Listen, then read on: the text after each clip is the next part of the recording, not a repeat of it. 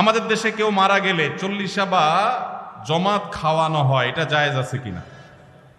ভাইরা আমার, বাংলাদেশের সবচেয়ে শক্তিশালী বেদাত হলো এই বেদাত। এর চেয়ে বড় শক্তিশালী বেদাত এদেশে আর নাই। এই ঠিক ঠিক বলা মানুষ বহু লোক আছে জমাত খায় বেড়ায়। এই বরগুনার আমাদের অফিসে কিছু স্টাফ আছে, বরগুনার 2-3 জন আমার পরিচিত।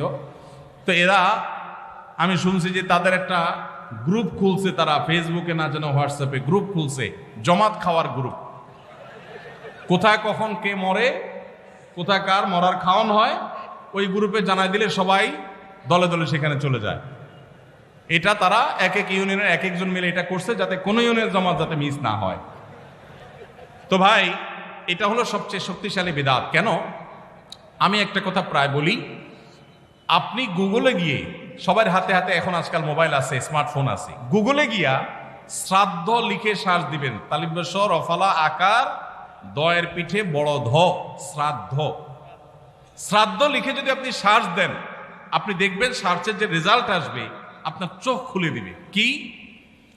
হিন্দুদের মধ্যে একটা ধারণা আছে, সেটা হলো যদি কোনো মানুষ মারা যায়, তার মৃত্যুর পর এলাকাবাসী আত্মীয় স্বজন সবাইকে দাওয়াত দিয়ে না খাওয়ানো হলে ওই লোক স্বর্গে সোনা দানা পায়, খাওন পায় না, সে না খায় কষ্ট করে।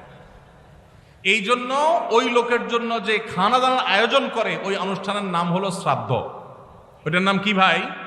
শ্রাদ্ধ। গুগল করে দেখেন, পেয়ে যাবেন হাতের কাছে। আমাদের সাবকন্টিনেন্টে যেহেতু হিন্দু ভাইদের সাথে আমাদের সামাজিক সহাবস্থান আছে, তারা তাদের ধর্ম পালন করেন। আমি তাওহীদবাদী, আমি ইমানদার, সেই জায়গা থেকে আমি শিরকে, আল্লাহর নিকট সবচেয়ে অপরাধ মনে করে বাঁচার চেষ্টা করি।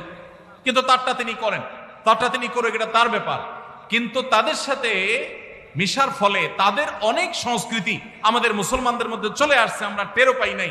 এই যে মানুষ মারা যাওয়ার পরে যে খাওয়ার অনুষ্ঠান মৃত ব্যক্তির ওয়ারিসদের উপরে চাপানো হয়, এটা ওই শ্রাদ্ধ থেকে এসেছে। এটা ইসলামে নাই। ইসলামে আছে উল্টাটা। উল্টা কি?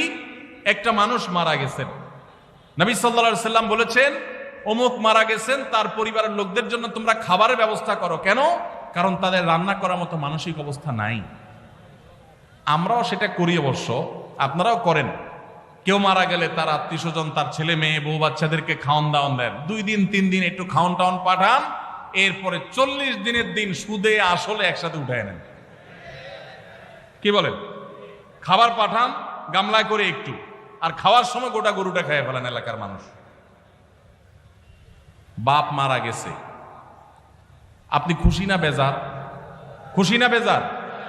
আপনার মা মারা গেছে, আপনি খুশি না বেজার?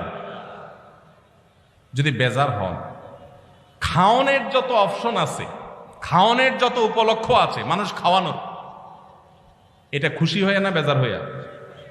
যেমন মানুষ বিয়ে করছে, খুশির চোটে অলিমা খাওয়ায়, এটা সুন্নাত। কারোর বাচ্চা হয়েছে, খুশি, এজন্য সে আকিকা খাওয়ায়।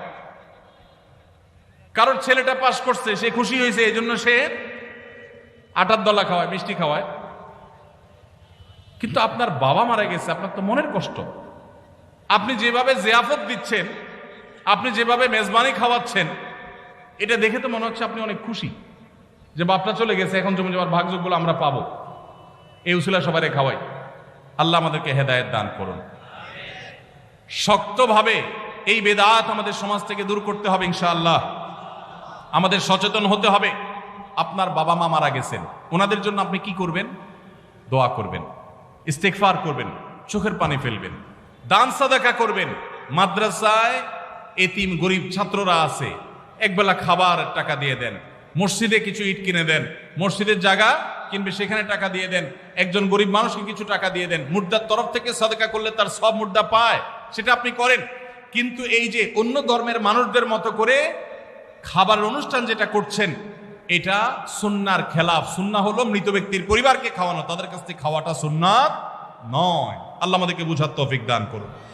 মুশকিল হলো এটা যদি আপনি না করেন, আজকের ওয়াজ শোনার পর এলাকাবাসী বলবে অমুক লোকটা মারা গেছে, কি ছেলে মেয়ে রেখে গেছে, কারো একটা হাত ধোয়াইলো না।